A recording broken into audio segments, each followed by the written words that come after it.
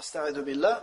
Ya bani Adama, qad anzalna alaykum libasan yuwari sawatikum wa risha.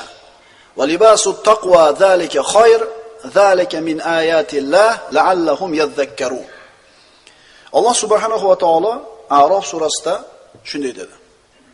Ey odam bolalari, biz sizlarga avratlaringizni berkitadigan libosni ham, yasan tuson libosini ham tushirdik. Hammasidan yaxshiroq libos taqvo libosidir. Bu Allohning fazl va marhamatiga dalolat qiluvchi oyatlardandir. Shoyat eslatma, pand nasihat olsalar. Alloh taolo avratinglarni yopadigan va zinat bo'lgan libosni tushirdi. Demak, kiyimning birinchi ko'rinishi bu avratni yopishligi, ikkinchisi zinat. Va Alloh taolo bu yerda libosning uchinchi turini ham aytayapti. Taqvo libosi. Qarang. Mana bu kiyimlarimiz, kiyim degan libosimiz badanimizdagi avratni to'ssa, badanimizdagi nuqsonlarni to'ssa, ayblarimizni berkitsa, taqvo libosi qalbimizdagi nuqson kamchiliklarni to'sar ekan. Demak, ikkala libos bo'lishi kerak. Islomiy libosni kiyib olib turib, xulqi umuman musulmonga to'g'ri kelmaydigan, pelda qiluvdi qilib yurgan yigitlar, qizlarni ko'rgan paytimizda kiyim kiyib olish narsa emas ekan. Kiyimni kiyib olar ekan hammasi ham.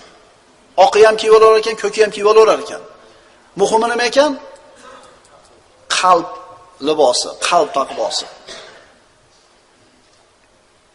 Bu o'rindagi libosning ma'nosi taraqqiyot, madaniyat va yuksaklikning alomati, yalang'ochlik esa qoloqlikning alomati. Bizchi qanaqa kiyinishlikni kimga o'rgatyapmiz? Bilasizlarmi? O'zini musulmonman degan, kitob-u sunnat bo'yicha yashayman degan, Muhammad alayhisolamning ummatiman deganlarga aytayapsiz xolos. Ammo hamma o'lchovni g'arbdan oladigan, yaxshi yomonda hammasi o'sha g'arbdagisi to'g'ri deydigan, g'arb tomonga antenasi burilib qolganlarga aytayotganimiz yo'q. Tushunarlimi? Bizi bu gaplarimiz kiyim haqidagi gaplarimiz. Faqatgina musulmon, dinim bilan yashayman deydigan musulmonlar uchun, qolganlar xohlaganini qilsin. La ikroha fi din, dinda majburlash yo'q. Biz musulmon yigitlarga, musulmon qizlarga aytayapmiz bu so'zlarni. Qolganlar xohlagan ishini qilaversin. Ana shu madaniyatda orqasidan elchib ketyapti. Ana shu madaniyatni tarqatayotgan g'arb odamlari nima bo'layotganligini o'qisin. Ichida nima bo'lib ketyapti bular? Al-haya va shu'batun minal iymon dedilar payg'ambarimiz sollallohu alayhi vasallam muttafaqan alayh bo'lgan hadisda. Hayo iymonning bir shoxchasidir yoki shoxobchasidir.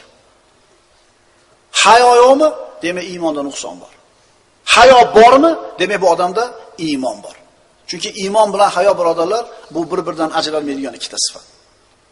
Biz birodarlar kattalarni hurmat qilishi haqida suhbat qilyapmiz. Hayoni talabidan kattalarni hurmat qilishadi. Beti yo'q ekan, men bolam deysiz. Avtobusga chiqsangiz, javob bermay o'tiribdi-da. Ha desam, men ham pul to'layapman deydi. Demak, hayosi yo'q ekan bu odamda. Buni mana belgisi ota-onasini tarbiya bermaganligini, ota-onani o'zini hayosi yo'qligini belgisi. Samura ibn Jundub roziyallohu anhudan u kishi aytadi: "Laqad kuntu ala ahdi Rasulillahi sallallohu alayhi va sallam g'ulaman, fa kuntu ahfazu anhu, fama yamna'uni min al-qawl illa anna hahuna rijalan hum asannu minni."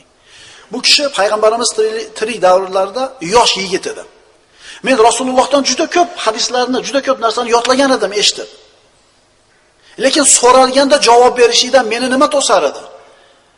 Rasulullohning oldida mendan ko'ra yosh kattaroq kishilar turganligi to'sar edi. Katta odamlar turganda gapirgani uyalardim, hayo meni to'sardi deyapti. Qarang, biladi, zehni o'tkir, eshitgan, yodlagan, ammo gapirgani kattalarning oldida uyalardim deydi. Hozir bormi shu sifat? Maslahat beradi hozirlar dadalariga.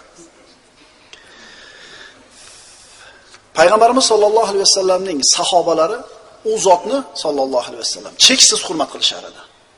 Rasulullohga bo'lgan muhabbatini, hurmatini chegarasi yo'q edi.